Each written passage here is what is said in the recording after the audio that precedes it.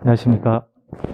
예, 오늘부터 12회에 걸쳐서 재정학 수업을 진행하게 된 황종휴라고 합니다. 그 강사 소개 뭐 이런 거 해야 되나요? 돼 있나요? 강사 소개가? 저만 이렇게 까만색 실루엣으로 돼 있던데.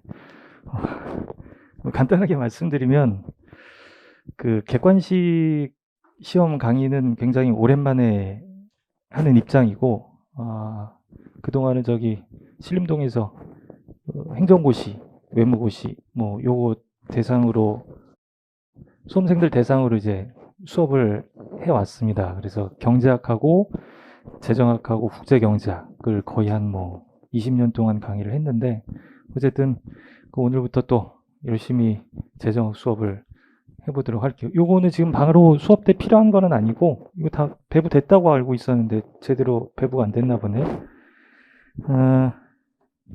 본 교재는 그 정병렬 강사님 거, 세경북수에서 나온 재정학 연습, 요걸로 진행을 하고자 해요. 다 준비하셨을 거라고 생각을 하고, 이 볼륨이 상당하죠. 지금 보면은 뭐 거의 770페이지 가까이 되는데, 책을 한번 쭉 훑어보셔서 아시겠지만, 이 이론이 앞쪽에 있고, 이 이론과 관련된 기초 문제가 뒤쪽에 붙어 있고, 고급 및 응용 문제가 또 같이 붙어 있어서 이렇게 한 덩어리식으로 움직이고 있어요. 그래서 요 책 한 권으로 일단 이론과 문제풀이를 다 해결을 할 수 있는 것 같아서 요 책으로 진행을 하자고 말씀을 드린 거고, 그 아까 이렇게 보고 또 기출문제도 이렇게 보고 그러니까 그 재정학이 과락률이 그래도 제일 낮은 편이더라고. 그리고 평균도 62점, 뭐 63점 가까이 돼서 이제 어제 그저께구나. 제 친구 중에 한 명이 멀쩡히 대기업 다니다가 그만두고 지금 세무사 준비를 하고 있어요. 그 올해 2차 다음 주인가 이제 들어간다고 해서 부랴부랴 학생들에게 그 세무사 준비하는 학생들에게 재정학이라는 과목이 어떤 과목이냐 그랬더니만 전략 과목이다 그러더라고. 그래서 깜짝 놀랐지. 보통 이제 1차에도 있고 2차에도 있는 그 공통 과목을 열심히 파는 게 일반적이니까 그런 과목이 전략 과목일 줄 알았는데 이 재정학은 1차에밖에 없잖아.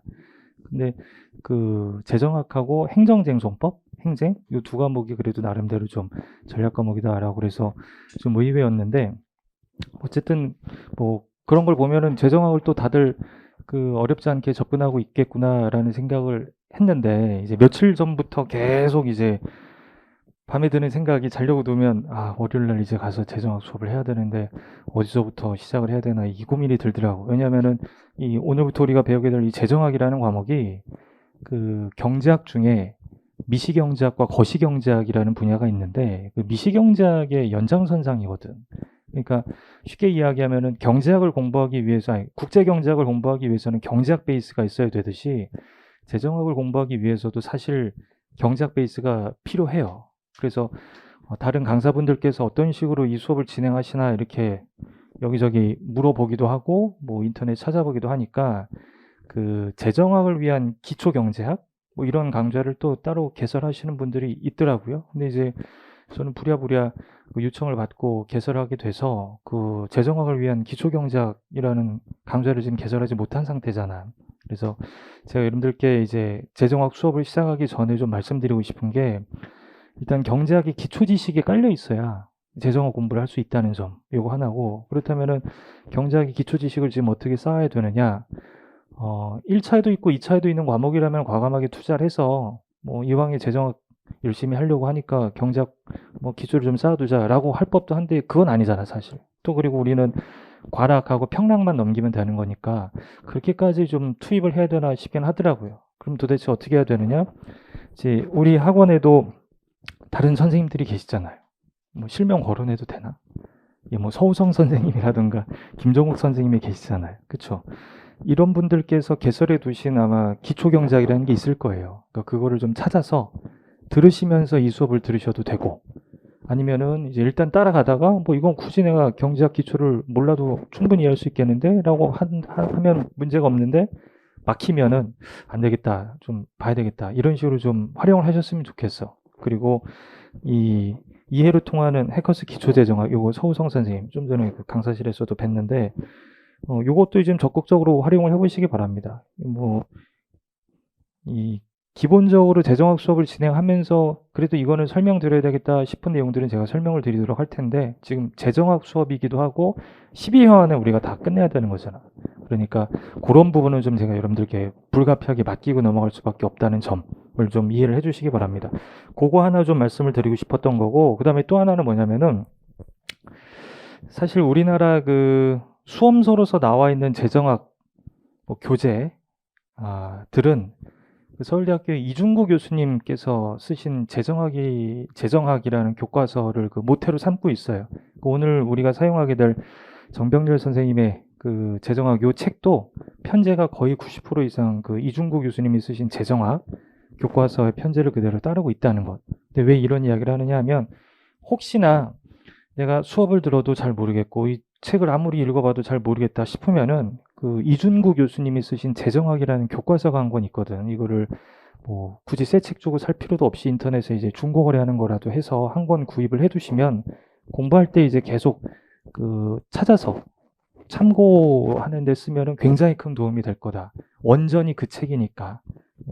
그걸 좀 또 말씀을 드리고 싶은 거예요. 그래서 이 두 가지 말씀을 드렸고, 그 다음에 이제 또 하나 말씀드리고 싶은 건, 이번 수업이 뭐, 본격적으로 객관식 문제풀이를 하게 되는 수업은 아니고, 기본 이론을 설명해 드리는 수업이기 때문에, 우리 정병렬 뭐 선생님 책에 나와 있는 모든 내용들을 다 커버할 수는 없습니다. 그래서 중간중간에 스킵할 내용들은 그냥 스킵하도록 할 테니까, 이런 것들은 여러분들이 앞으로 공부를 해 나가면서 메꿔 나가야 되는 그런 내용이라고 생각하시면 돼.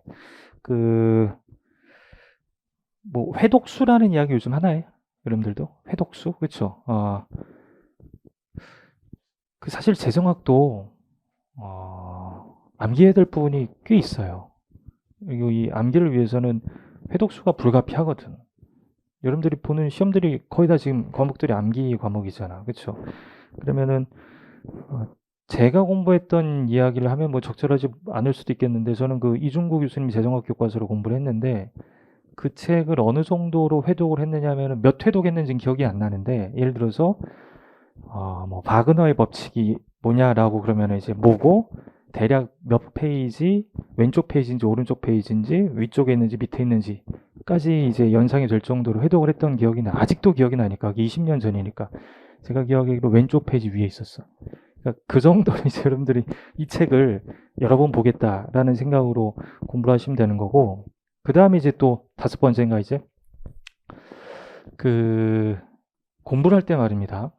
이제 일단 배웠으니까 당연히 문제를 풀려고 할 거 아니야, 그렇죠? 근데 이제 문제가 안 풀려. 그러면 나는 아직 문제 풀 단계가 아니니까 다시 돌아가서 이론을 열심히 공부를 해야 되겠다라고 해서 또 이론 공부를 막 해. 그리고서 이제 한번 문제 풀어볼까 하면 문제를 풀어? 안 풀려요. 그러니까 문제가 안 풀린다고 해서 내가 기본이 안 돼 있는 것 같아. 다시 기본으로 돌아가. 이제 됐어. 다시 한번 문제를 풀어보자. 안 풀려? 이게 무한반복이야.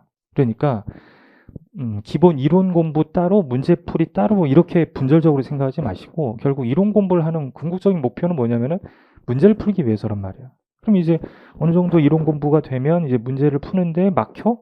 그럼 왜 안 풀리지 하고서는 그 문제에서 필요로 하는 그 이론이 있을 거 아니야. 내용이 있을 거 아니야. 그거를 앞에 가서 찾아보는 거야. 이런 식으로 푸는 거구나 하고선 답을 골라.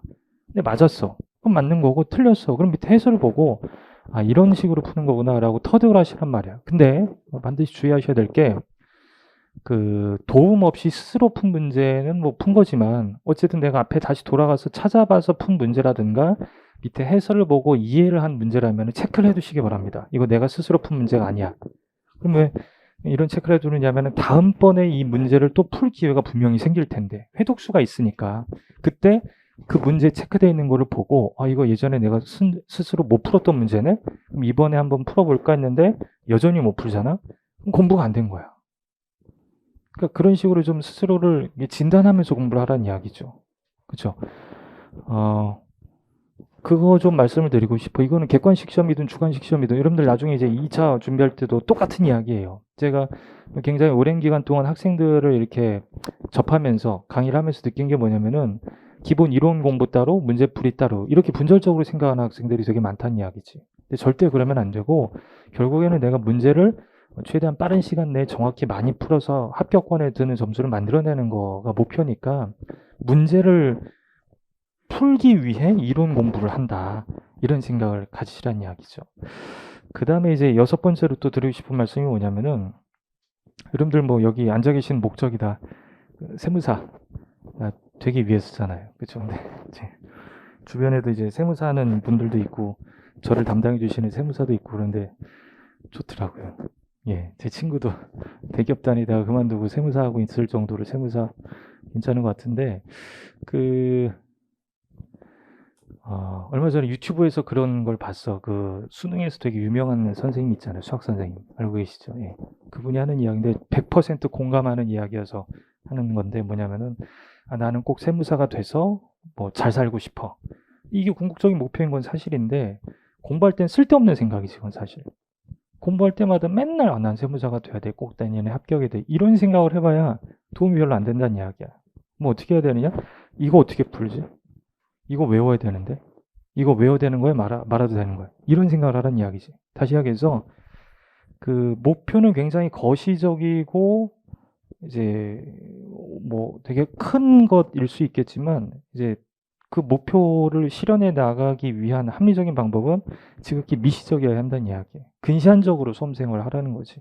그래서 하루하루 쌓아 나가다 보면은 그게 열흘이 되고 뭐 30일이 되고 100일이 되고 뭐 이런 이야기 하잖아요. 근데 그게 되게 맞는 이야기인 것 같아. 그러니까 그런 식으로 이 재정학 공부도 열심히 하자는 이야기입니다. 그래서 되게 거창한 이야기를 했는데 어쨌든 오늘로부터 해서 12회에 걸쳐서 좀 속도감 있게 재정학 공부를 시작을 하도록 하겠고요. 자 이제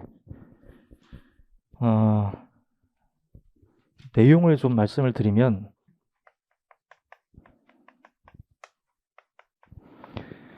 이 재정학이 뭐냐? 뭐 맨날 하는 이야기지. 재정학이 뭐 공부하는 분야냐라고 한다면 정부의 재정 활동에 대한 공부를 하는 분야다. 뭐 그렇게 생각하면 돼. 이름이 이제 재정학이니까. 근데 이 재정학이 Public Finance라고 불리우기도 하지만 Public Economics라고 불리우기도 해. 공공경제학이라고 불리우기도 한다는 이야기예요. 재정학을 공공경제학 이라고도 하는데 사실 이제 경제 문제를 해결하는 메커니즘은 크게 두 가지가 있다는 거 뭐 알고 계실 거예요. 하나는 니네들이 하고 싶은 대로 해라고 맡겨버리는 거지. 이걸 이제 시장에 맡긴다라고 이야기하고 시장 경제 체제라고 이야기를 해. 뭘 생산해서 뭐 누가 소비하도록 할 건지를 그냥 시장에 자율적인 의사결정에 맡기는 체제 내지는 체계를 가리켜서 시장 경제 체제라고 이야기를 하는 반면 요거는 요만큼 생산해, 요거는 저만큼 생산해, 이건 네가 소비해, 이거는 네가 생산해 이렇게 다 지시하는 경제 체제도 있단 말이에요. 이걸 보통 뭐라고 이야기해? 계획 경제 체제라고 이야기를 하지. 보통 자본주의, 사회주의 뭐 이런 표현을 하기도 하는데 그냥 어떤 가치관 없이 체제가 뭐냐라고만 이야기를 한다면은 시장 경제와 계획 경제로 양분할 수 있다는 이야기야. 근데 오늘날에 어떤 나라도 전적으로 시장 경제 체제를 취한다거나 전적으로 계획 경제 체제를 취하는 나라는 없어요. 보통은 대부분의 국가가 뭘 골격으로 해서 시장 경제 체제를 골격으로 해서 시장에 맡기기에는 뭔가 좀 문제가 생길 수 있는 부분에 국한해서 누가 개입을 하고 있는 거예요? 정부가 개입하고 있다는 이야기예요. 이런 경제 체제를 가리켜서 혼합 경제 체제라고 이야기를 한단 말이지. 그럼 이제 혼합 경제 체제라고 한다면 분명히 정부가 그 경제 체제에서 담당하는 역할이 존재한다는 이야기야. 시장 경제 체제라면 정부가 담당하는 역할이 없을 텐데 혼합 경제 체제는 분명히 존재한다는 건데 그 정부가 담당하는 역할은 크게 두 가지 정도로 우리가 이야기할 수 있어요. 하나는 뭐냐면은 지금 그 육상 경기장에 육상 선수들이 뭐 100m 달리기를 이제 하고 있어. 이제 경주를 하고 있는데 1번 선수가 있고 2번 선수가 있는데 3번 선수가 옆에서 하나 더 뛰고 있어요. 그게 정부가 되는 거예요. 다시 여기서 가계라는 경제 주체와 기업이라는 경제 주체가 생산해서 소비하고 거래하고 뭐 이러고 있는데 야 나도 좀 경제 행위를 해보자라고 해서 가계나 기업과 같은 하나의 경제 주체로서 정부가 들어오는 경우도 있다는 이야기지. 이건 이제 다른 경기자들처럼 정부도 들어와서 경기자가 돼서 경제 행위를 하는 상황이라고 머릿속에 연상을 하시면 된다는 이야기인데 예를 들어서 여러분들 점심 때 어떤 뭐 식당에 가서 점심 식사를 하잖아요. 그럼 이제 그 식당에서 여러분들에게 제공하는 식사를 여러분들이 소비를 하는 거고, 그 식당은 여러분들에게 음식을 생산해서 공급하는 역할을 하는 것 아닙니까? 이게 거래란 말이야. 근데 보통 우리는 가게라는 경제 주체는 이 생산물을 소비하는 경우가 많고, 기업이라는 경제 주체는 생산물을 생산해서 공급하는 경우가 많아. 보통 그렇게 양분할 수 있어요. 근데 정부도요. 예를 들어서 정부가 어떤 청사를 운영하기 위해서는 컴퓨터가 있어야 될 것이고, 책상이 있어야 될 것이고, 자동차가 있어야 될 것 아닙니까? 그러면은 어딘가에 가서 컴퓨터를 사야 될 것이고, 어딘가에 가서 자동차를 사야 될 것 아닙니까? 마치 뭐처럼, 가게처럼 소비자로 행동할 때가 있단 말이야. 동시에 정부가 예를 들어서 뭐 어떤 지역에 하루에 뭐 3시간에 한 번씩 이 순찰 서비스를 제공해 준다든가, 어느 지역에 불이 나면 가서 불을 꺼주는 소방 서비스를 제공해 주는 것 아닙니까? 근데 이거는 소비가 아니라 생산 및 공급이 되는 거잖아. 이게 마치 어떤 기업이 무언가를 만들어내는 것처럼 정부가 경쟁을 하는 경우가 생긴다는 이야기예요. 이게 바로 이제 아까 말씀드린 대로 육상 경기장에 선수들이 이제 육상 경기를 하고 있는데, 그 선수 중에 한 명으로 정부가 들어가 있는 상황이라고 생각을 하시면 돼. 근데 이건 혼합경제 체제이기 때문에 가능한 일이고요. 동시에 이제 정부가 담당하는 또 하나의 역할이 있는데, 그게 뭐냐면은 심판 역할이야. 1번 선수, 2번 선수, 3번 선수가 이렇게 있는데, 이제 경쟁을 하는 상황인데 누군가가 더 앞에서 달리기를 시작하면 안 되니까 똑같이 출발선에 서도록 하고, 이제 도착 지점에서 그 기록을 재는 그런 역할을 할 수도 있을 것 아닙니까? 이게 이제 레프리 역할이 되는 거고, 정부가 담당하는 또 하나의 역할이 그 두 번째 심판 역할이 된다라고 생각을 하시면 돼요. 다시 하기해서 요점은 뭐냐면은, 혼합경제 체제를 가정한다면 정부도 하나의 경제 주체가 될 수 있다는 것이고, 시장에서 이루어지는 각종 경제 행위에 대한 심판 역할을 담당하게 된다는 거예요. 이런 것들에 대해서 공부하고자 하는 게 재정학이라고 생각을 하면 돼. 근데 예를 들어서 그 민간 경제가 있고 정부가 있다고 할 때, 좀 전에 말씀드린 대로 정부도 어떤 경제 주체로서 경제 행위를 영위하기 위해서는 뭔가 들어오는 돈이 있어야 될 거 아니에요. 수입이 있어야 될 거 아니에요. 그리고 그걸 가지고 뭘 하게 될까요? 지출하게 된다는 이야기. 그러니까 예를 들어서 우리 어렸을 때 생각해 보시면, 아버지께서 맨날 회사에 가셔서 월급을 받아오시면 그거 가지고 우리 가게는 옷 사 입기도 하고 밥 사 먹기도 하고 그런 지출하게 되는 것 아닙니까? 이게 이제 재원 조달이라고 생각하시고, 이걸 지출이라고 생각할 수 있을 텐데, 정부는 뭐 어떤 민간 경제 주체와 달리 어딘가에 가서 자신의 노동력을 제공하거나 자신의 이제 땅을 빌려준다거나 해서 소득을 획득하는 경우보다는, 세금, 여러분들이 이제 다루게 되는 그 조세, 이게 이제 가장 대표적인 재원 조달 수단이 된다는 이야기야. 이 정부와 시장의 극적인 차이가 어디 있느냐면은, 정부는 시장이 가지고 있지 못한 강제력을 가지고 있다는 이야기야. 다시 하기해서 이건 너의 의무야, 네 라고 강제할 수 있기 때문에 이 조세를 통해 재원을 조달할 수 있다는 이야기지. 그리고 그렇게 조달한 재원을 바탕으로 지출하게 된다는 이야기예요. 근데 예를 들어서 정부가 어딘가에 돈을 쓰고 있는데 그 내용을 가만히 들여다보니까 아까 말씀드린 대로 민간이 생산한 생산물 있잖아. 뭐 자동차든 커피든 뭐 의자든 이런 거 구입하는 지출이 있을 거란 말이에요. 이건 이제 정부도 하나의 뭐처럼 행동하는 거예요. 소비자처럼 행동하게 되는 거예요. 그걸 가리켜서 우리가 정부 소비라고 이야기해요. 그럼 이거는 대가성 지출이야, 비대가성 지출이야? 대가성 지출이지. 내가 너 거를 가져왔으니까 그 대가로 지불하겠다라는 것 아닙니까? 그런데 정부는 이제 비대가성 지출을 하는 경우도 있어요. 그게 바로 뭐냐면 저소득층을 위한 보조금 같은 것들이 있잖아. 그렇죠? 이걸 보통 경제학에서 뭐라고 이야기하느냐? 이전 지출이라고 이야기해. 이전 지출의 가장 대표적인 게 보조금이라고 생각하시면 된단 말입니다. 이런 것들이 대표적인 지출 항목인데, 자, 예를 들어서 그 정부가 거둬들인 세금이 뭐 100조 원인데 지금 정부가 써야 될 돈이 120조라고 하면 20조가 모자라지. 이걸 보통 뭐라고 이야기해? 재정 적자라고 이야기를 하고, 이 재정 적자를 메꾸기 위해 정부가 민간한테 가서 돈 좀 빌려줘라고 할 수 있을 것 아닙니까? 그때 차용증을 써주겠지. 내가 10년 뒤에 갚을게. 그리고 이자 이만큼씩 줄게. 그게 채권이잖아요, 사실. 여러분들 다 배우시죠? 특히 이렇게 이 공공기관이 발행하는 채권을 보통 뭐라고 이야기해요? 국채 내지는 공채라고 이야기를 해요. 굳이 구별한다면은 중앙정부가 발행하는 채권을 국채라고 이야기하고 지방정부가 발행하는 채권을 공채라고도 이야기하고요. 뭐 더 넓게 보면 이제 지방채들도 있기는 있어. 그 지방 공기업들이 발행하는 채권까지도. 근데 어쨌든 우리는 중앙정부와 지방정부가 발행하는 채권을 국공채라고 이야기를 하는데 그거 발행을 통해서 이걸 메꿀 거란 말입니다. 자, 그러면 예를 들어서 5년 전에 발행해 놓은 국공채가 있어. 근데 그때 발행할 때 10년 만기로 발행했어. 10년물로 발행을 했단 말이야. 그러면은 아직 만기가 도래하지 않은 상황이고 이제 매년 꼬박꼬박 뭐가 나가고 있겠어요? 이자가 나가고 있을 거란 말입니다. 그것도 정부가 쓰는 돈 중에 하나가 될 거라니까.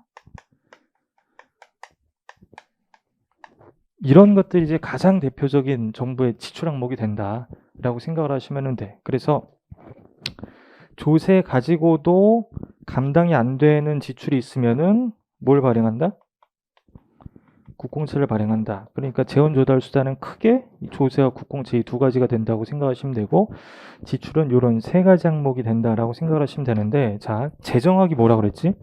정부의 경제 활동에 대한 분석이라고 말씀드렸잖아요. 경제 활동은 결국은 어디선가 파이낸싱을 해서 어디인가 익스펜디처는 행위야. 이런 것들에 대해 공부하는 게 재정학이니까 그럼 결국 재정학은 뭐냐? 이런 것들에 대해서 공부하는 게 재정학이라고 생각을 하시면 돼. 근데 아까 말씀드린 대로 이 정부가 가지고 있는 시장과의 극적인 차이가 바로 뭐라고 그랬지? 강제력이라고 그랬고 이 강제력을 바탕으로 정부가 가지고 있는 힘이 뭐냐? 징수 권한이잖아.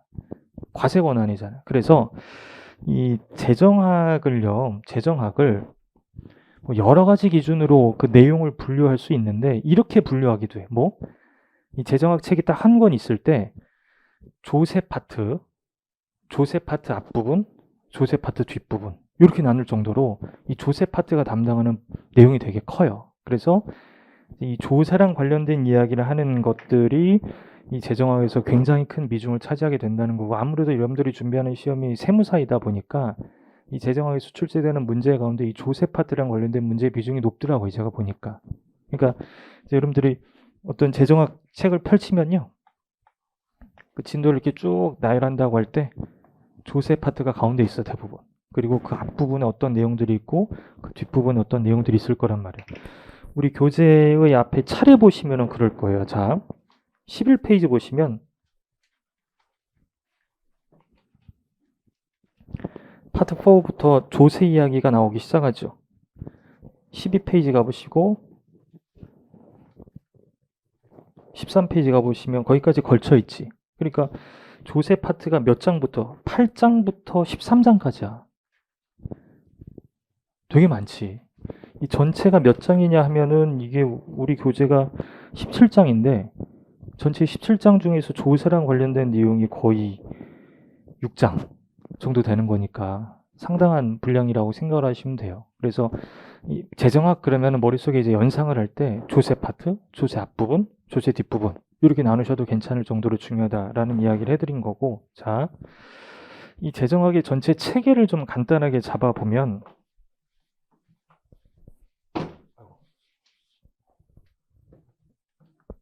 재정학은 좀 전에 말씀드린 대로 정부의 경제활동에 관한 분석이라고 말씀드렸잖아요. 자, 정부가 경제활동을 벌인다는 건 기본적으로 혼합경제체제를 가정했다는 이야기라고 말씀드렸고요. 정부가 경제활동을 벌이고 있다는 것은 어쨌든 정부가 시장에 들어온다는 이야기잖아. 그리고 이제 정부가 시장에 들어올 때는 어떤 목적이 있으니까 들어올 거란 말이야. 그러니까 우리가 정부의 경제활동에 대해 분석하는 게 재정학이라고 할 때 정부의 경제활동을 목적에 따라 분류하기도 하고요. 동시에 지금 정부가 벌이는 경제활동이 재원을 조달하는 행위냐 지출하는 행위냐로 분류할 때도 있다는 이야기야. 그래서 이 재정학은 어쨌든 정부의 경제활동에 대한 분석인데 그 정부의 경제활동을 이 목적에 따라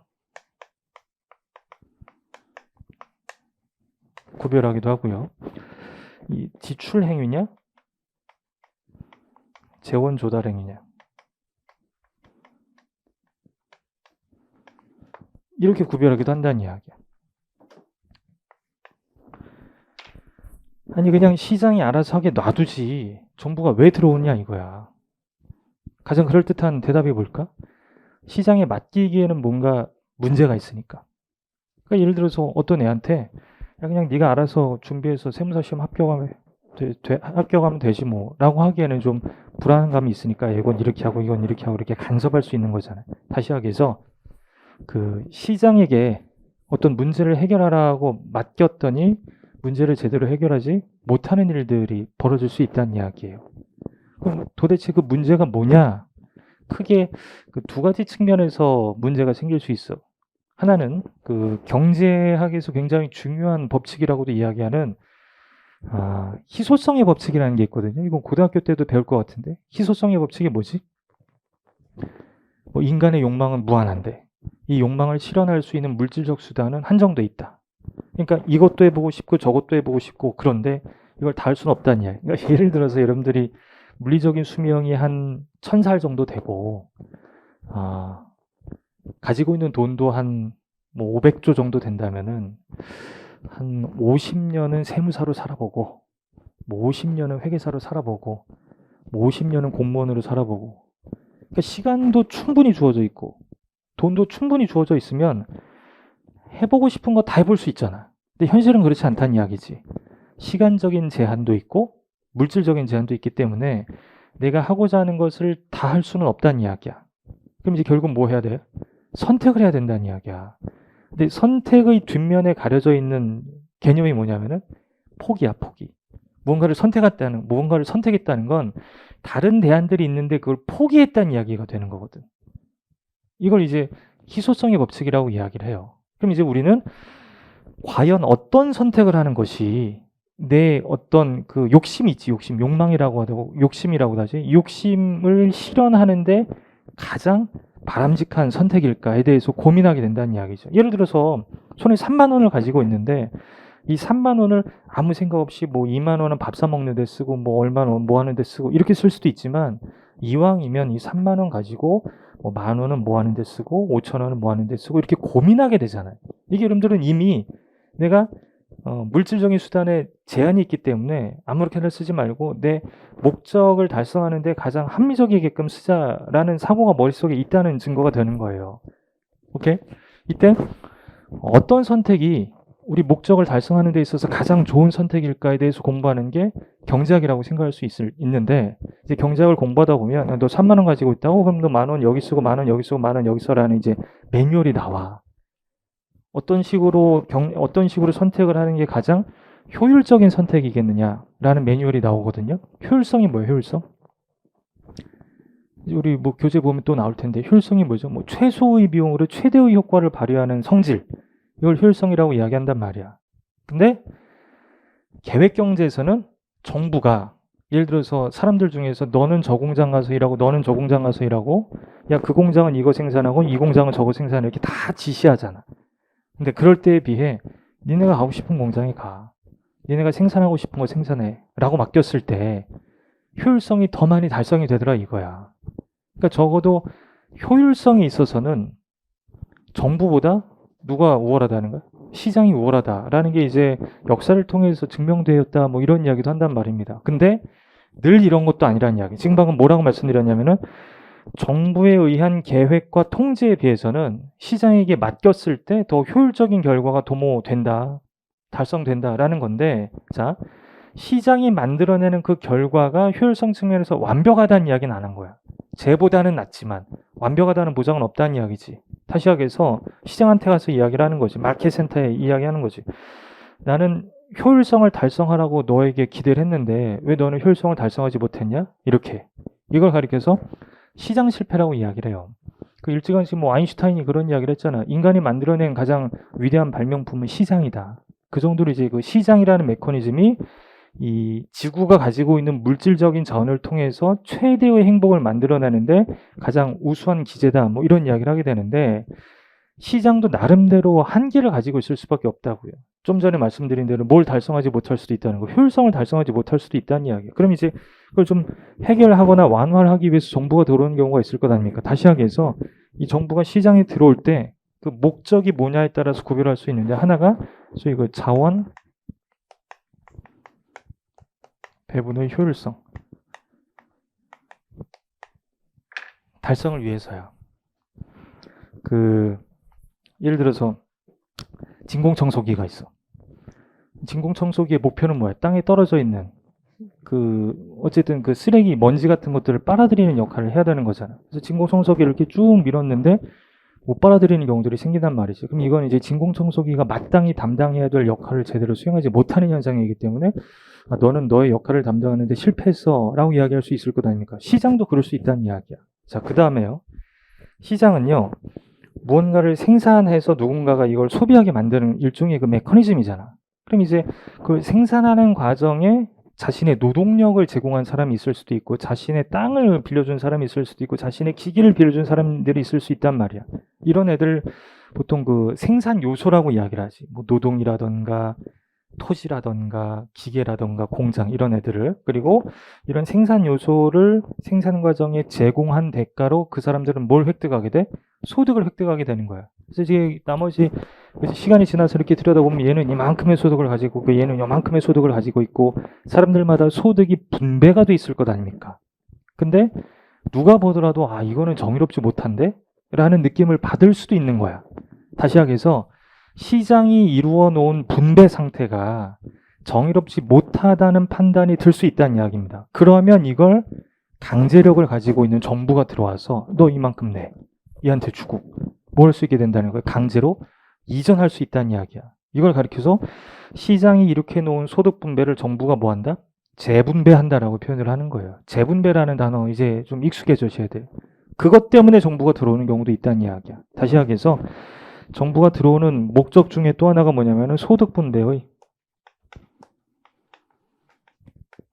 공평성 달성을 위해서라는 거지. 근데 이제 여기서도 되게 어려운 문제가 등장해. 어떤 분배가 공평한 분배냐 이거지. 얘도 100만 원, 쟤도 100만 원, 모두가 똑같이 100만 원 가지는 분배는 균등한 분배지 공평한 분배라고 함부로 말할 수가 없는 거예요. 되게 추상적인 개념이에요. 공평한 분배. 공평한 분배의 또 다른 표현이 뭐냐면 정의로운 분배거든. 소득 분배에 있어서 정의가 달성된 상태. 근데 그러니까 어쨌든 그게 뭔데? 라고 물어보면 누군가는 좀 전에 말씀드린 대로 다 똑같이 가져야 돼 라는 걸 강조하는 사람이 있는 반면, 아니 얘는 밤낮 없이 진짜 열심히 일했고 쟤는 배짱이처럼 맨날 놀았는데 쟤도 100만 원 얘도 100만 원 갖는 게 어떻게 공평한 거야 라고 반론을 제기하는 사람이 있을 거란 말입니다. 그럼 이제 그 사람은 뭐라고 대답할 거냐 하면은, 누가 보더라도 저 사람은 저만큼의 분배 몫을 누릴 만한 자격이 있어.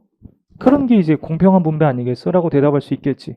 그러니까 이 사람이 어떤 가치관을 가지고 있느냐에 따라 정의로운 분배가 뭔지에 대한 대답이 다 다르게 나올 수 있다는 이야기입니다. 그래서 항상 이 소득 분배의 공평성은 달성하기가 쉽지가 않은 거야. 예를 들어서 정부가 와가지고 어떤 사람한테 너 돈 많으니까 이만큼 내라고 해서 이거 가지고 저 사람한테 갖다 주고 이런 재분배를 하면 이걸 바라보고 있는 국민들이 때로 불만을 가질 수도 있다는 이야기지. 어쨌든 이 정부의 경제활동을 그 목적에 따라 이렇게 두 가지로 분류하는 경우도 있고, 지출 행위냐 재원 조달 행위냐 이렇게 두 가지로 분류하는 경우도 있는 거예요. 오케이? 우리 이 교재 편제로 좀 간단하게 말씀을 드리면, 이 몇 페이지가 되는 건가? 7페이지가 되겠네. 7페이지.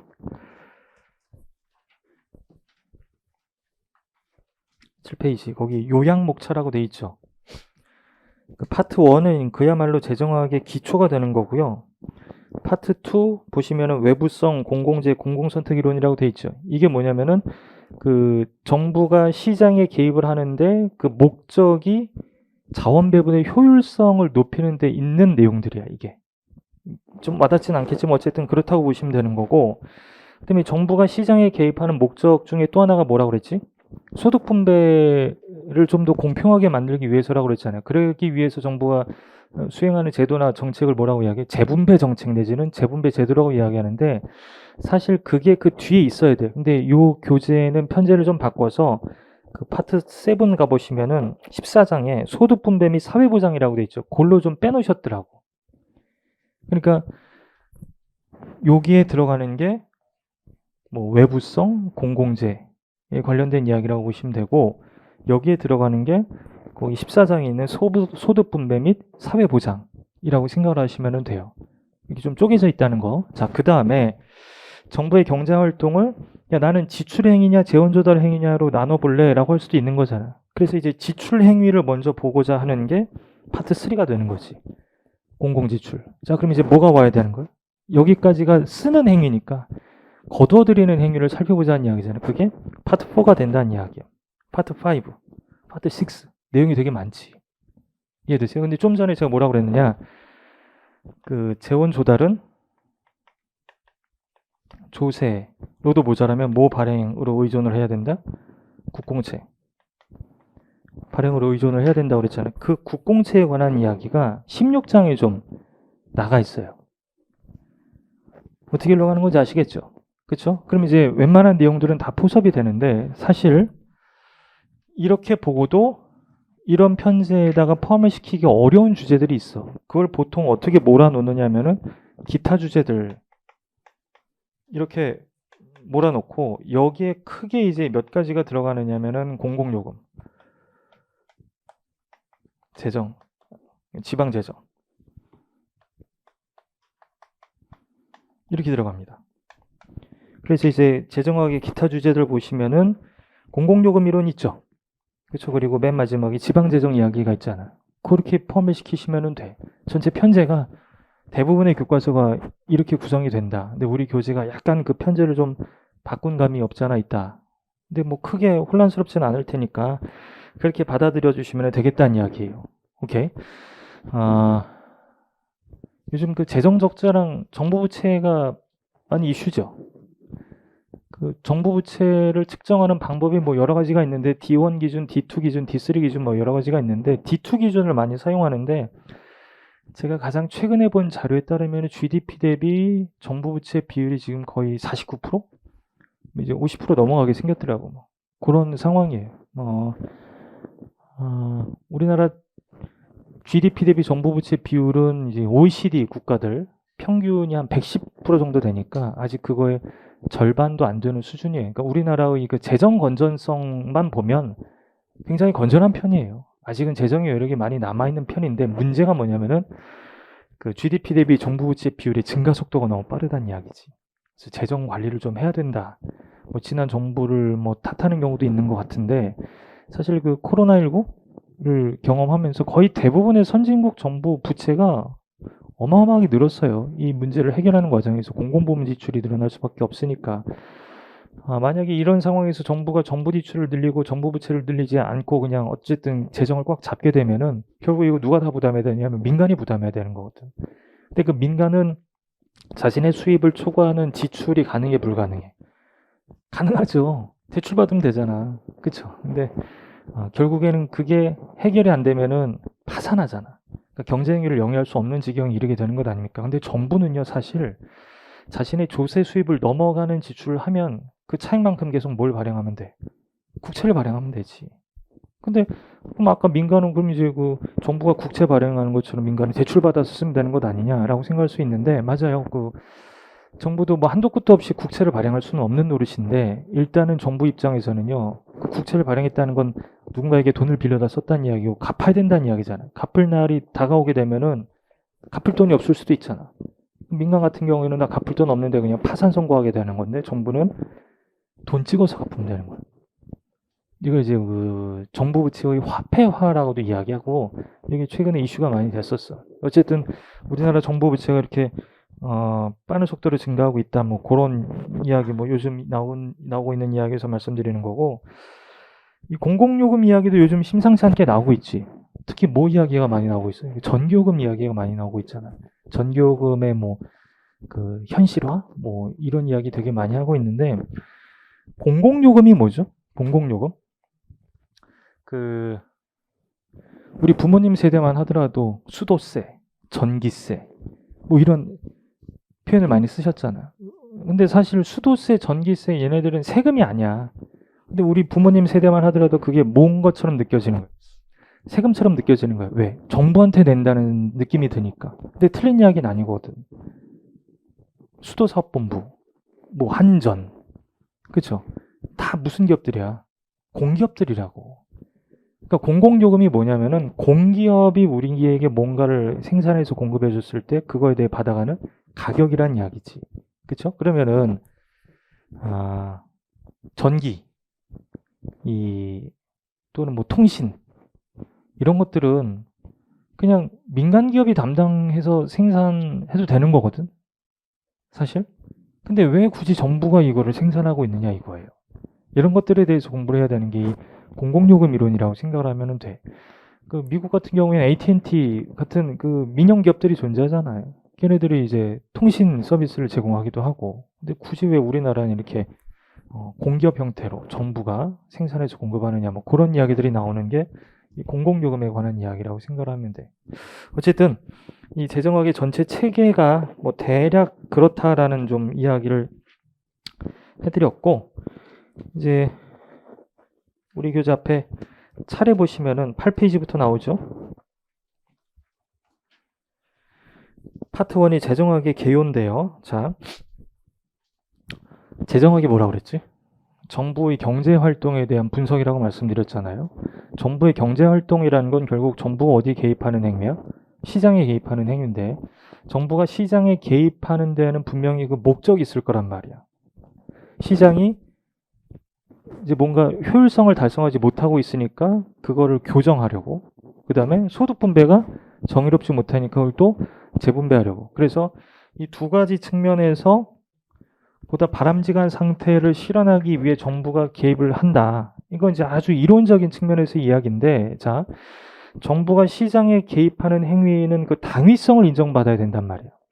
아무 근거 없이, 아무 목적 없이 개입할 수는 없으니까. 그 당위성이라는 게 바로 뭐냐면은, 정부가 시장에 개입하기 이전의 사회 상태랑 정부가 시장에 개입한 이후의 사회 상태를 비교할 때 분명히 그 이후의 사회가 더 나아졌다는 것.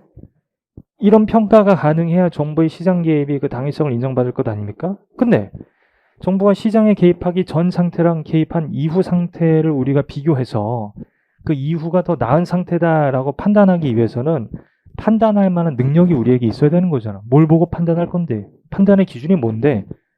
그래야 그게 마련이 돼 있어야 정부의 경제 활동을 우리가 분석할 준비가 되는 거거든. 그거에 대해서 공부하고자 하는 게 이제 1장과 2장이라고 생각을 하시면 돼요. 대강의 내용이 그렇다는 말이야. 오케이? 그리고 나서 이제 아까 말씀드린 대로 그런 게 이제 정부 경제 활동이 사회를 나아지게 만들었는지 아닌지를 평가하는 기준이고 방법이 되는 거구나라는 걸 배운다면 본격적으로 정부가 자원 배분의 효율성을 더 좋게 만들기 위해서 개입을 할 때 그 내용에는 뭐가 들어가 있는지를 살펴보고자 하는 게 파트 2. 아까 말씀드린 대로 외부성 공공재 이런 이야기 나오는 파트가 되는 거고, 시장이 누군가에겐 얼마를 주고 누군가에겐 얼마를 줘서 이렇게 소득을 분배하고 있는데, 야, 이게 정의롭지가 못한 것 같아. 내가 들어가서 좀 교정해야 되겠어. 정부가 들어온단 말이야. 그래서 뭐 한다는 거예요? 재분배한다고 그랬잖아요. 그것에 대해 다루는 게 사실 그 뒤에 있어야 되는데, 저기 뒤에 가서 13페이지 보시면 14장 밀려나가 있다는 거예요. 그렇게 한 덩어리로 봐주시는 게 좋아요. 오케이? 그 접근 방법을 저는 추천을 합니다. 자, 그럼 여기까지 온 거라고 그랬지, 아까. 그리고 나서 이제 우리는 지금까지는 목적에 따라 구별했는데 이제는 쓰는 행위냐 걷어들이는 행위냐 그걸로 구별을 좀 해보자 라고 해서 접근하는 게, 자, 우리 교재 10페이지 보시면은 먼저 쓰는 행위부터 나오는 거지. 뭐 정부가 어딘가에 공항을 만들고 어딘가에 터널을 뚫고 어딘가에 도로를 만들고 철도를 깔고 이런 것들이 다 지출행위잖아. 근데 사실 정부 역시 아무렇게나 아무데나 돈을 쓸 수는 없어. 정부도 분명히 쓸 수 있는 돈이 한정돼 있을 거란 말이야. 뭐 조세 수입만큼. 그러니까 이왕이면 효과가 좋다고 판단하는 곳에 써야 될 것 아닙니까? 그럼 예를 들어서 내가 100억 원이라는 돈을 쓸 수 있는데 지금 이 100억 원을 어디에 쓰는 것이 더 좋겠는가를 판단할 수 있는 기준이 있어야 될 것 아닙니까? 그런 것들을 공부하는 게 비용 편익 분석이라고 이야기를 해요. 내가 이만큼의 비용을 쓰면 이만큼의 편익이 생긴다. 이걸 이제 비교해야 될 거 아닙니까? 예를 들어서 간단한 거예요. 여러분들 지금 펜으로 필기하고 있지? 안 하고 있는 분들도 펜은 있잖아요. 그렇죠? 여러분들이 펜 하나 뭐 생각을 해보세요. 그거 얼마 주고 샀어? 예를 들어서 3,000원 주고 산 펜이 있다고 합시다. 그럼 여러분들이 그 펜을 3,000원 주고 구입한 이유가 있을 거예요. 내가 이 펜을 구입하기 위해서는 얼마를 지불해야 돼? 3,000원. 근데 기꺼이 3,000원을 지불하고 이걸 테이킹한 이유가 뭐냐면은 내가 이 펜을 사용함으로써 느끼게 될 쓸모 있지. 이게 얼마를 넘어간다고 판단했기 때문이야? 3,000원을 넘어간다고 판단했기 때문인 거예요. 이미 여러분들은 그런 비교를 하면서 구입 행위를 하고 있는 거야. 사실은. 이때 3,000원이 뭐야? 사실상 비용이 되는 거고 그 펜을 사용함으로써 느끼는 쓸모가 있겠지. 이걸 보통 뭐라고 이야기해? 편익이라고 이야기해. 베네핏이라고도 이야기를 한단 말이야. 그럼 정부도 100억 원이라는 돈을 가지고 예컨대 일정 구간 도로를 건설할 수도 있고, 그쵸? 뭐 일정 뭐 구간 철도를 건설할 수도 있고, 어쨌든 어딘가에 쓸 수 있을 거란 말이야. 근데 이왕이면 똑같이 100억 원 쓴다 하더라도 뭐가 큰, 베네핏이 큰 사업에다가 쓰는 게 합리적이라는 이야기입니다. 이런 것들에 대해서 공부하는 게 비용 편익 분석이라고 보시면 돼요. 근데 여기는 지금 뭐야? 쓰는 쪽이잖아. 그리고 나서 이제 파트 4 가보면은 조세를 거두어들이는 이야기가 나오기 시작하는 건데 파트 4, 파트 5, 파트 6에 걸쳐서 굉장히 방대한 양이 조세와 관련된 주제로 등장하게 된다는 이야기예요. 그럼 이제 여기 지출행위 본 거고 조세 파트 본 거고 그 다음에 이제 남는 주제들이 뭐 국공채, 공공요금, 지방재정이잖아요. 여기 아까 말씀드린 대로 어디에 다 몰려있어? 파트 7에 15장, 16장, 17장에 몰려있다는 이야기야. 이렇게 머릿속에 편지를 좀 잘 잡아두시기 바랍니다. 다른 선생님들이 이제 어떻게 수업하시는지는 좀 뭐 잘 모르겠지만 저는 뭐 미시경제학을 수업을 하든 거시경제학을 수업을 하든 국제무역론을 수업하든 국제금융론을 수업하든 재정학을 수업하든 전체 체계를 잡아두는 게 굉장히 중요하다고 생각하는 사람이거든요. 내가 어떤 이론에 대해 접근을 할 때 이 이론이 왜 지금 여기서 나오는지를 생각을 하면은 이 앞뒤에 있는 내용들이 함께 연상이 되는 효과가 있고요. 어떤 문제를 풀려고 할 때 이 문제랑 관련된 주제가 어디 있던 주제지? 라는 생각을 하면서 접근을 하면 실마리를 얻을 때가 되게 많아요. 그러니까 그냥 이건 이거야, 이건 이거야 라고 이렇게 분절적으로 얘는 저기 놔두고 얘는 저기 놔두고 얘는 저기 놔두고 이렇게 하는 것보다는 왜 얘 뒤에 얘가 나오고 얘 뒤에 얘가 나오는지를 생각하면서 공부를 하면 훨씬 더 그 문제를 풀 때 더 많은 실마리들을 얻어낼 수 있다고 생각을 해요. 그러니까 전체 체계를 이렇게 잡아두자고 시간을 할애해서 설명을 드린 거라고 생각하시면 되겠습니다. 그래서 이제 우리 19페이지 가보시면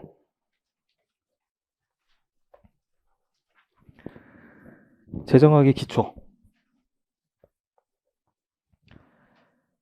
그야말로 이제 기초를 다루게 되는 내용인데 그 빨간색 박스 보세요. 뭐라고 되어 있어요? 재정학이란 공공부문의 경제적 기능과 역할을 체계적으로 연구 분석하는 경제의 한 분야이다. 경제학의 한 분야이다. 그러니까 쉽게 이야기하면 정부의 경제활동을 분석하는 분야다라고 보시면 되고 정부의 경제활동을 분석한다는 건 뭐예요? 정부의 재원조달 행위와 정부의 지출 행위를 분석하는 분야다라고 생각을 하시면 돼요. 재정변수라고 이야기하거든. 재정변수. 재정변수는 크게 두 개야. 하나는 뭐냐면은 정부 지출, 또 하나는 조세 수입. 이런 것들에 대해서 공부하는 게 재정학이다라고 생각하시면 돼요. 밑에 보면 이제 주요 내용 나오는데 각자 한번 읽어보시면 되고 다음 페이지. 아까 경제학이 미시경제학이랑 거시경제학으로 나뉜다고 잠깐 말씀드렸잖아요. 미시경제학을 보통 마이크로 이코노믹스라고 이야기하고 거시경제학을 매크로 이코노믹스라고 이야기하는데 한 10년 전만 하더라도 미시경제학 교과서 표지는 거의 약속이라고 한 듯이 현미경이었어. 자세하게 들여다본다는 거지. 그럼 거시경제학의 교과서 표지는 대부분 뭐였을까? 망원경이었어. 멀리 있는 걸 이렇게 뭐라고 해야 되나, 이렇게 실루엣을 본다. 그런 개념으로. 그러니까 이렇게 보면 잘 와닿지 않을 수도 있는데 내가 이제 오늘 일요일이고 어느 산에 등산을 좀 해보려고 그 산을 향해서 기차를 타고 이렇게 가고 있어. 근데 이제 저 멀리에 내가 등산할 산이 보이기 시작해. 그럼 대강 보기에 뭐 얼마나 높은 산이고 얼마나 가파른 산이고 이 산의 전반적인 색깔이 뭐 형형색색일 수도 있고 짙은 녹색일 수도 있고 뭐 밝은 연두색일 수도 있는 거잖아. 이런 거 보는 게 거시경제학이라고 생각하면 돼.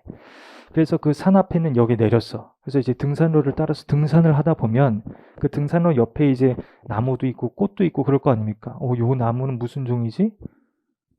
국화네? 뭐, 그쵸? 진달래네? 이렇게 볼 수 있잖아요. 요런 게 뭐라고 생각하면 돼? 미시경제학이라고 생각을 하면 되는 거예요.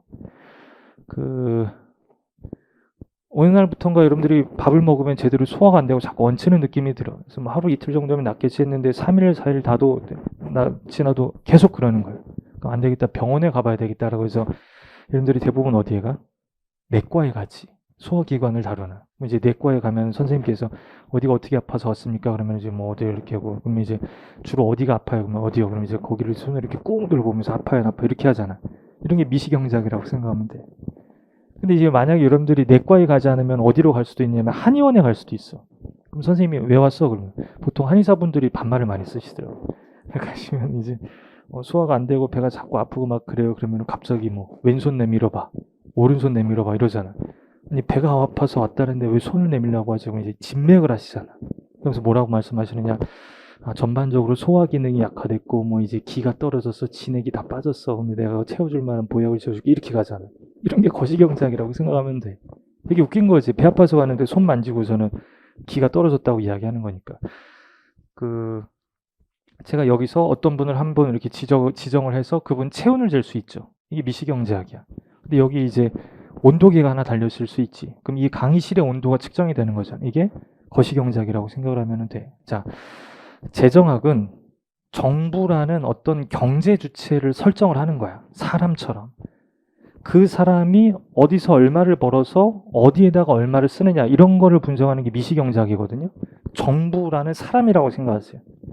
아니지만 어쨌든 사람이라고 생각하세요. 얘가 어디서 얼마를 가져와 가지고 어디다 얼마를 쓰는지를 분석하는 게 재정학이라고. 그러니까 이 재정학은 뭐의 연장선상이야? 그렇죠. 미시경제학의 연장선상이야. 근데 또 그렇게만 볼 수 없는 게, 근데 정부는 어떤 기업을 대상으로, 어떤 사람을 대상으로 정책을 펼치는 게 아니잖아.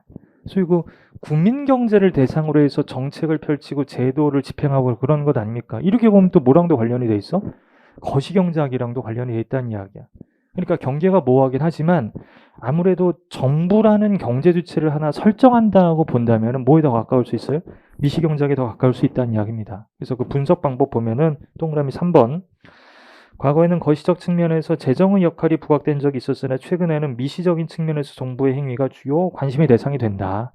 그래서 미시경제학을 잘해야 재정학을 잘할 수 있다. 그러니까 기초경제학을 들으시라. 서우성 선생님, 김종국 선생님 수업 되게 잘하시더라고요.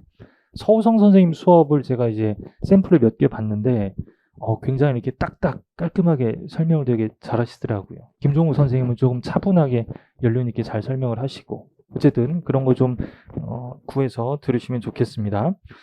그 다음에 이제 공공부문의 특징 및 기능이라고 되어 있죠. 이건 쉽게 이야기해서 정부의 특징 및 기능이라고 생각하셔도 돼. 뭐 다 읽어보시면 아시는데 아까 말씀드린 대로 뭐가 가장 중요한 특징이야? 강제성. 오케이? 그러니까 예를 들어서 이런 이 대로가 있어. 이렇게 대로가 있고 여기 이렇게 골목이 하나 있어. 근데 이게 이제 막다른 골목이야. 근데 여기가 한 300m, 400m 돼.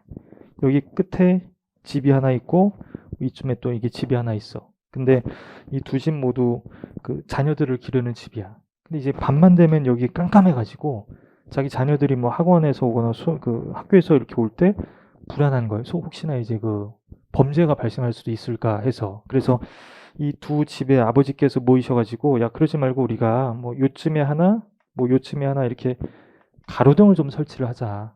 그래서 아무래도 이게 화나면 누가 보기가 쉬우니까 범죄 발생 가능성이 낮아져서 우리 아이들이 좀 더 안전해지지 않겠냐라는 거예요. 근데 만약에 이제 가로등이 설치가 된다면은 이 가로등을 이 집에서 설치했든 이 집에서 설치했든 설치가 되면 환해지잖아. 그러면 이 집 애가 지나다니든 이 집 애가 지나다니든 어쨌든 안전해지는 혜택을 분명히 볼 거란 말입니다. 이런 재화를 가리켜서 보통 공공재라고 이야기해. 누군가를 위해서 생산하는 게 아니라 우리 모두를 위해서 생산하는 그런 재화를 가리켜서 공공재라고 이야기를 한단 말이야. 근데 이 가로등이 대표적인 뭐가 돼? 맨날 나오는 공공재가 되는데 문제는 뭐냐면은 일단 가로등이 설치가 되면은요. 예를 들어서 이 집에서 자기 돈 들여서 가로등을 설치하잖아? 그럼 이제 자기 집 애가 지나다닐 때는 가로등이 켜지고 다른 집 애가 지나다닐 때는 가로등을 끄게 하고 라는 센서를 달지 않는 이상 이 집은 돈을 안 냈음에도 불구하고 이 집 아이도 그 환해진 혜택을 분명히 누리게 된단 말입니다. 이걸 가리켜서 너는 대가 지불하지 않았잖아. 너는 부담 안 했잖아. 그러니까 이거 누리지 마라고 뭐 할 수가 없다는 거예요. 배제할 수가 없다는 이야기야. 그러니까 공공재가 가지는 가장 큰 특징 중에 하나가 뭐냐면은 배제가 어렵다는 이야기. 그러니까 예를 들어서 우리 집에 불이 났어. 그래서 119 눌렀어. 어디인데요? 불이 났으니까 빨리 와서 좀 불 좀 꺼주세요. 그랬더니 소방서에서 뭐라고 이야기하냐. 잠깐만요. 세금 체납하신 내역인데 한번 조회를 해볼게요. 세금 체납하셨네요. 불 못 꺼드립니다. 이러지 않는다는 이야기야. 소방 서비스도 가장 대표적인 뭐야? 공공재야. 우리 집에 도둑이 들었어. 그래서 몰래 이제 112에 신고를 했어요. 저희 집에 도둑 든 것 같은데 빨리 와서 좀 잡아가지고 잠깐만요. 세금 체납하셨네요. 세금 먼저 내시면 출정해. 이런 이야기 안 한단 말이에요. 이게 배제 가능성이에요. 제가 왜 이렇게 우스꽝스럽게 이야기를 했느냐면 이게 잘 들으세요.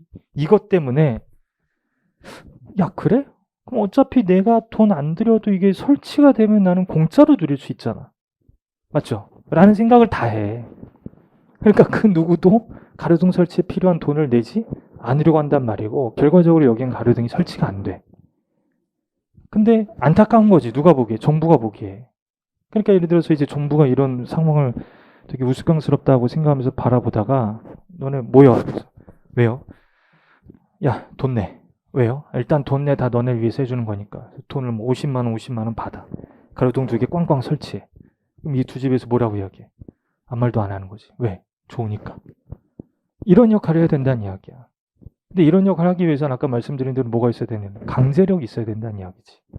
그게 이제 공공부문이 가지는 굉장히 그 중요한 특징 중에 하나가 된다는 겁니다.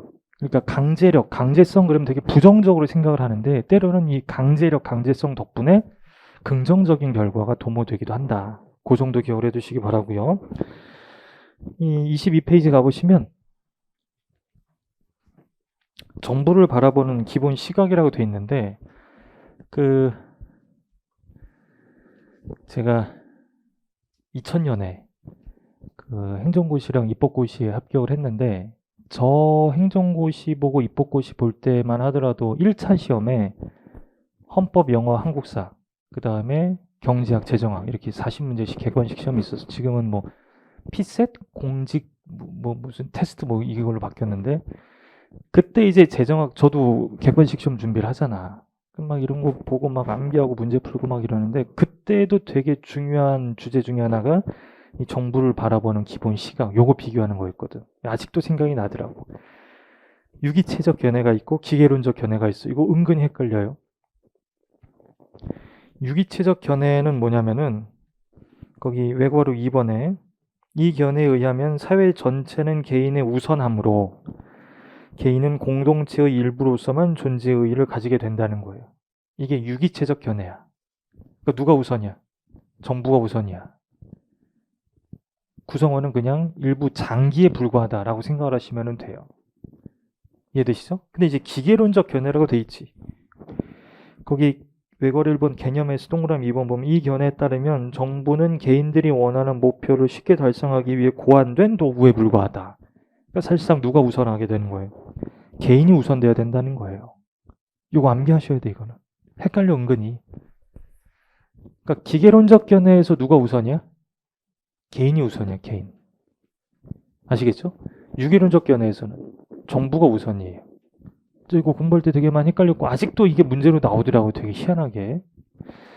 근데 이제 기계론적 견해는 누가 우선이라고? 개인이 우선이라고. 그렇죠? 기계. 그렇게 암기할 수밖에 없지. 기계. 오케이. 예, 여기까지만. 그 다음에 23페이지 보시면은 정부의 3대 기능이라고 돼 있죠. 정부가 담당하는 뭐 3대 기능이 여기 나와 있는데 사실 4대 기능이라고도 해요. 오늘날에는. 이게 반영이 안 됐던데 머스그레이브라는 되게 유명한 뭐 경제학자이자 재정학에서도 유명한 학자인데 첫 번째 뭐예요? 자원 배분의 기능이라고 돼 있지. 이게 뭐냐? 시장에게 맡겼더니 지가 지 기능을 제대로 수행을 못하는 거야. 뭘 달성해줘야 되는데? 효율성을 달성해줘야 되는데. 그럴 때 누가 도와줘야 된다는 거야? 정부가 도와줘야 된다는 이야기야. 그 다음에 두 번째, 소득 분배 기능. 이것도 마찬가지야. 시장이 얘한테는 이만큼 주고 쟤한테는 저만큼 주는 이렇게 분배를 달성해 놨는데 이게 너무 문제가 많은 것 같아요. 그럼 정부가 들어가서 뭐? 재분배를 하는 거야. 분배되어 있는 걸 재분배하는 거야. 오케이? 그 다음에 이제 세 번째가 뭐냐? 경제의 안정적인 성장. 그쵸? 자본주의 시장경제 체제는 끊임없는 부침을 경험하고 있습니다. 뭐 지금 자주 나오는 이야기가 스태그플레이션이지. 스태그플레이션은 뭐의 합성어예요? 스태그네이션과 인플레이션의 합성어인데 인플레이션이 뭔지는 아실 거예요. 요즘 최고 화두니까 물가가 이 굉장히 빠른 속도로 상승하는 현상을 인플레이션이라고 이야기하는데 보통 물가는 언제 많이 상승하느냐 하면은 경기가 좋을 때 많이 상승해. 그냥 기본 원리로 생각을 해보세요. 어떤 물건의 가격이 있어. 자, 이 물건의 공급이 있고 물건의 수요가 있는데 이 물건의 공급에 비해서 물건의 수요가 더 많으면 이 물건은 나만 모자라는 거고 그때 이 물건 값이 올라가는 인플레이션이 생긴단 말이야.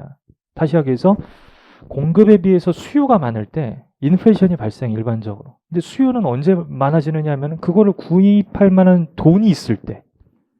언제 얘기했어요? 경기가 잘 나갈 때지. 그러니까 경기가 잘 나갈 때라는 거는 국민소득이 늘어날 때라는 이야기예요. 국민소득이 늘어날 때 물건을 구입할 힘이 생기는 거니까 물건의 수요가 증가하는 거고 물건의 가격이 상승이. 이게 일반적으로는 이 경기가 호황일 때 인플레이션이 함께 나타난단 말이에요. 일반적으로는. 근데 요즘은 그게 아니라 경기가 안 좋잖아.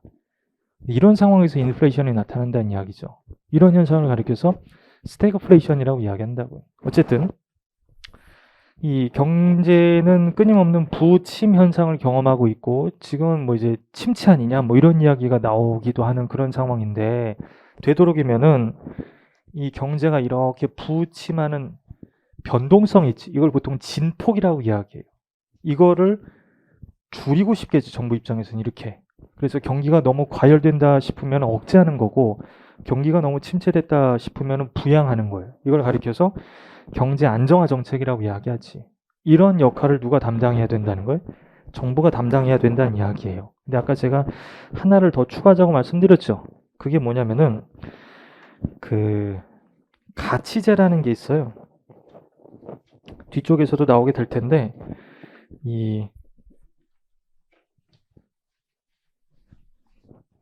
자,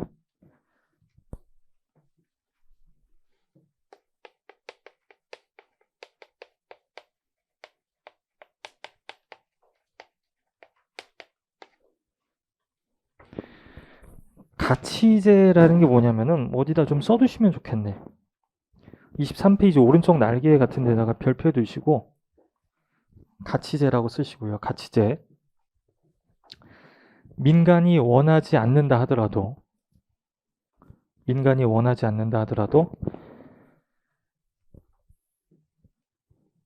정부가 판단하기에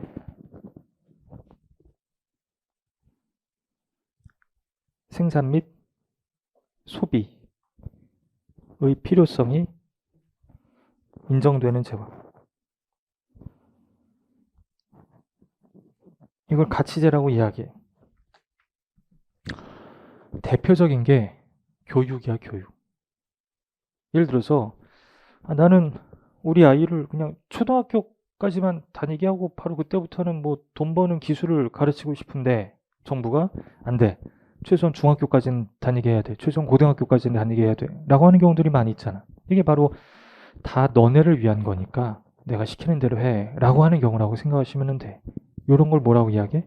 가치제라고 이야기하는데 이 가치제를 생산하여 공급하는 것도 정부의 기능 중에 하나로 인정이 된단 말이에요. 결국 이 머스그레이브가 주장했던 정부의 4대 기능은 뭐가 되는 거예요? 자원배분의 효율성 제고, 소득의 공평성 제고, 경제의 안정적 성장, 가치제의 공급. 이 정도가 된단 말입니다. 아시겠죠?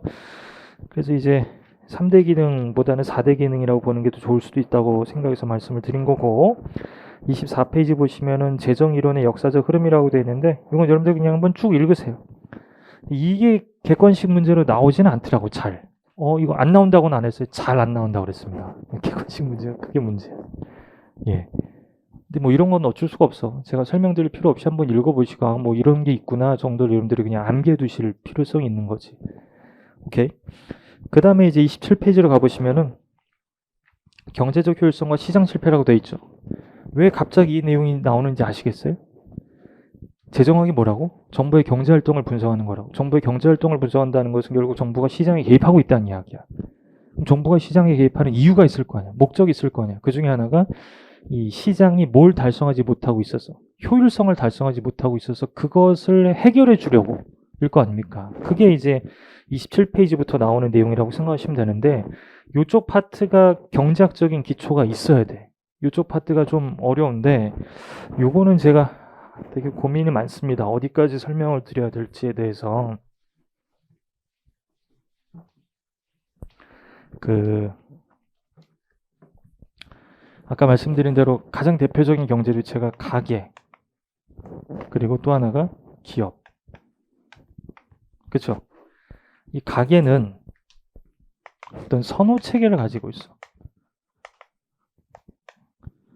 선호 체계가 뭡니까? 라고 물어본다면 뭘 더 좋아하고 뭘 덜 좋아하느냐를 선호 체계라고 생각하시면 돼.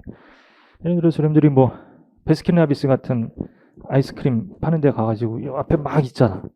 그럼 얘를 고르면서 얘는 안 고를 수 있잖아. 왜 얘를 더 좋아하니까. 이런 걸 선호 체계라고 생각하시면 돼요. 그리고 이 선호 체계를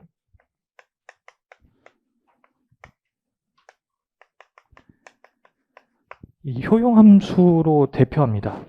뭔 뜻이냐? A라는 상품이 있고 B라는 상품이 있어.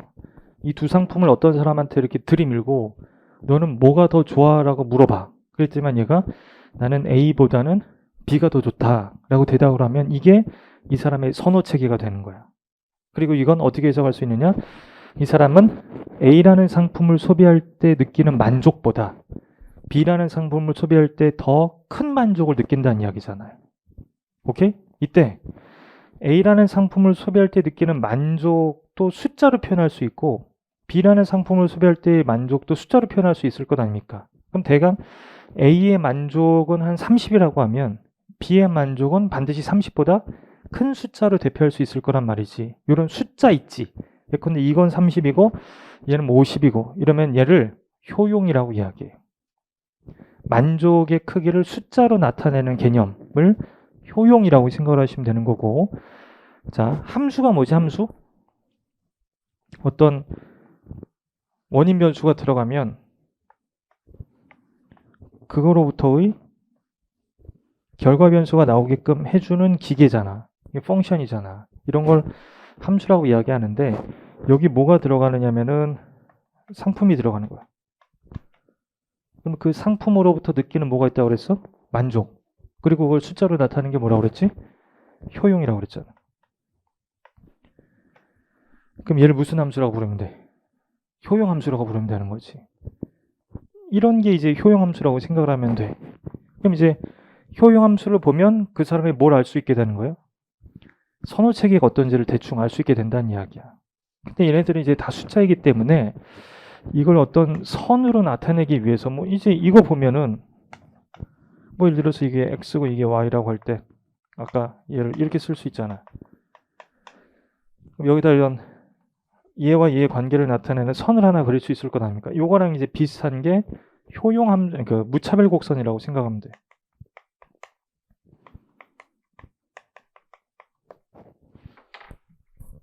이런 체계를 가지게 돼요. 가계는 분석 체계를. 자, 그런데 기업은 조금 다르지. 기업은 그 가계는 무언가를 소비함으로써 효용을 누리게 되는 거잖아. 그러니까 인풋이 뭐야? 상품. 아웃풋이 뭐야? 만족도. 근데 기업은요. 인풋이 뭐가 되느냐면은 생산 요소. 노동을 몇 명을 투입하느냐, 기계를 몇 대를 설치하느냐. 그래서 아웃풋이 뭐야? 그쵸, 생산량이지. 얼마나 많이 생산하느냐. 이런 구조이지 않을까? 그럼 이제 뭐 노동 몇 단이 들어가고 기계 몇 단이 들어가고 했을 때 물건이 몇 개가 생산되느냐를 연결시켜주는 이 펑션이 있을 거 아니야. 이런 애를 뭐라고 부르면 되겠어요? 생산함수라고 부르면 된다고. 그러니까 일단 대강 통밥을 굴려보면 여기 뭐가 온다는 거야? 생산함수가 온다는 거지. 근데 특이한 게 이 기업도 뭐 노동자 10명 기계 5대, 저 기업도 노동자 10명 기계 5대 똑같이 투입하는데 나오는 아웃풋이 다를 수 있어. 뭐가 다르면? 가지고 있는 기술이 다르면. 그러니까 이건 기업이 가지고 있는 기술 구조 또는 생산 구조라고 보시면 돼. 이걸 나타내는 게 생산함수고 이 생산함수를 또 선으로 나타내는 게 있는데 그게 이제 등량곡선 이런 체계가 된다는 이야기야. 그러니까 요 기본적인 체계는 알고 있어야 27페이지부터 나오는 내용을 알 수 있어서 좀 먼저 말씀을 드렸습니다. 오케이? 일단 여기까지 설명드리고 잠깐 10분 정도 쉬고 이제 2교시 시작하도록 할게요. 일단 1교시 여기서 마치겠습니다. 예.